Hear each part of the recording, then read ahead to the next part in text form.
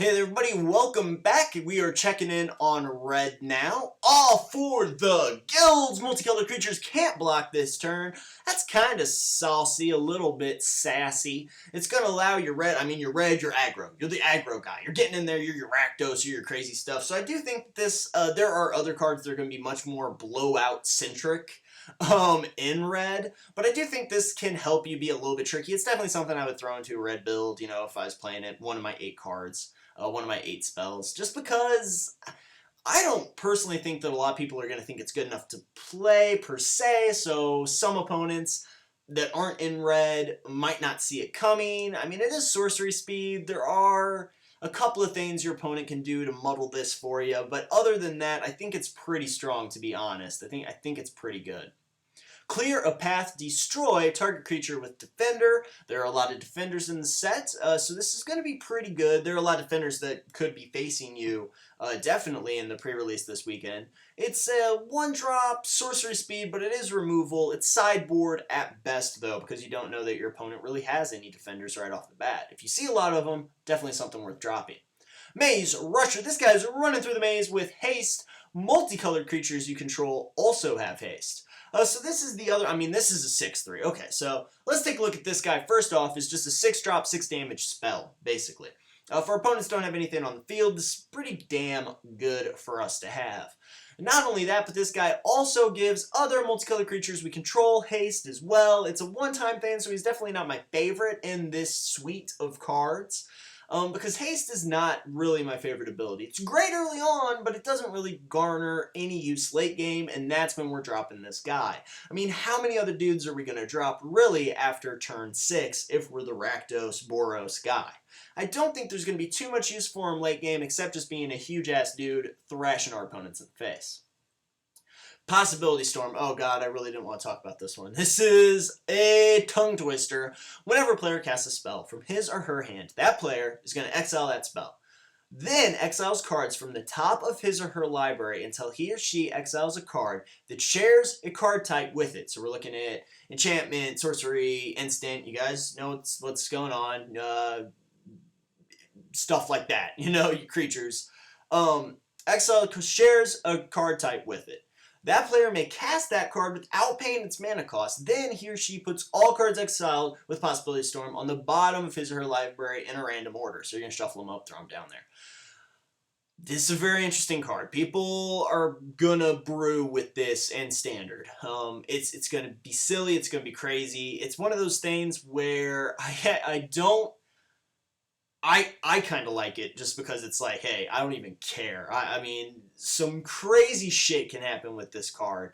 It's very interesting. It costs a little bit much in limited, especially we're going to be drawing some stuff. It's going to allow us to essentially cast 2 cards. Exile Scissor Hand. Yeah. It's interesting. It's interesting. It's interesting. Whenever a player casts a spell from his or her hand, that player exiles it, then exiles cards from the opposite. Alright, so I mean, it's just a very tricky card. It's a card that I don't think is going to see a lot of play. I think it's probably going to be like the omniscience of its time, It's not really going to be something that people are just going to be slapping on the table and being like, yeah, screw you, Possibility Storm. I even tricked myself a little bit with the text. It's probably going to be a judge's nightmare, to be honest with you. I really don't envy judges with players that are going to play this thing a lot. Maybe Izzet could throw this down effectively. I just don't see a lot of uses of it for it in limited. I could be horrendously wrong. Please let me know in the comments if I am, but I don't know about that one. Punish the Enemy is an instant. Punish the Enemy deals 3 damage to target player and 3 damage to target creature. This is much easier to understand because it's just like, pow, punish your face. I like this in particular just because it is pretty powerful. It is 5 mana, but it's going to deal a little bit of damage to our opponent. It's going to deal damage to a creature. It can get rid of some kind of threat that's coming at us that has an ability or something. It's not going to get rid of some of the fatter creatures that are out there, and it's a little bit late to get rid of some of the smaller creatures that are out there, but I do like the added bonus of doing 3 damage to my opponent's face. I don't know if it necessarily has a spot in your super aggro decks, so I'm not positive if this will see a ton of play, But, I mean, I do like the added bonus of damaging my opponent. Wild Shaman. I just spit that P all over the place. Blood Rush, 4/2. Discard this dude. He's going to give +3/+1 until end of turn to target attacking creature. Whenever one or more creatures you control deal combat damage to a player, if this dude is in your graveyard, you can go ahead and regrip him for 3, so he's reusable for like 5 mana. You can just keep blood rushing your creatures. I mean, I don't know. he's great. Blood Rush is great, especially cheap Blood Rush like that. It's really great. But it's whenever one or more creatures deals combat damage, you're going to kill your opponent pretty quickly with this. So his 3 back into your hand, unless you're on 5 mana, is not perfect because it is tying up other things that you could be doing, and it is telegraphing that you have the 3/1 Blood Rush. But your opponent might not be able to handle it, might not be able to cope with it, so it is very good. I mean, I do like this guy a lot, don't get me wrong. I'm just trying to think of scenarios where he's not that great. I mean, but having him out there, especially with like Trample or something ridiculous on the field, is going to give you a lot of power. It's going to be able to just keep recycling, and I think you're going to be able to win pretty quickly with him out there if you start getting, you know, pretty much, not really comboing, but if you have the 5 mana to recur him every turn. Riot Piker has First Strike. Love First Strike. He attacks each turn with Fable. I hate that. We've talked about this before. I hate cards that tell me what to do. You have to do this. You have to attack. Blah blah blah. I do not like that. So this guy is not my favorite by any means. Not a huge fan of him. He is aggressive. And the First Strike's hilarious because you can throw some Blood Rush on it and have him get in there. He is a card that if you're trying to reach that 16, if you're the aggro guy, you're probably trying to get like 20 creatures, something like that. So he's definitely something that's going to see play. He's going to be out there. He's probably going to kick my ass a couple of times. But especially against Selesnya, he's going to just kill himself a lot, I think. Rumblebelt Mecha. Blood Rush for 1, +3/+3 until end of turn. That's pretty damn good. I mean, in Blood Rush, that's one of the best things you're going to see is that kind of power, the +3/+3 for 1 mana. Smelt Ward Gatekeepers.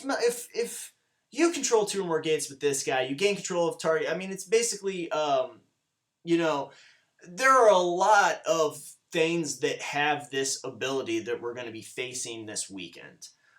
This guy's pretty good because he's a 4-drop. He's going to allow you to grab somebody. I wish he had haste, but if he had haste, he'd be in standard right now, being played all over the place. But I mean, he is pretty good. He is going to allow us to kind of kill our opponent, maybe. It's a solid spell. It's a solid drop. He's a 2/4 as well, so he's going to be able to defend. So what's nice about this guy especially is you can drop him, you can grab their creature, you can slap him in the face, and then you can block the creature on the comeback because he's a 2/4. So that's kind of nice. He's a little bit more defensive than a lot of the red cards we see. Weapon Surge. This is amazing. This is insane. Target creature you control gets +1/+0 and gains First Strike until end of turn. Overload for 2. For 2. And all of your creatures get First Strike. This is sickening. This is sickening, especially since you can use it on the blocks. This thing is just, this is Blowout City. Like, this is really good. I love that card. First Strike, it's a board wipe, really, if you use it right. That's insane. Looks like that's going to do it for red. That was, they're getting short. Looks like that's going to do it for red. Thanks a lot for watching, guys. I will see you when we journey into green.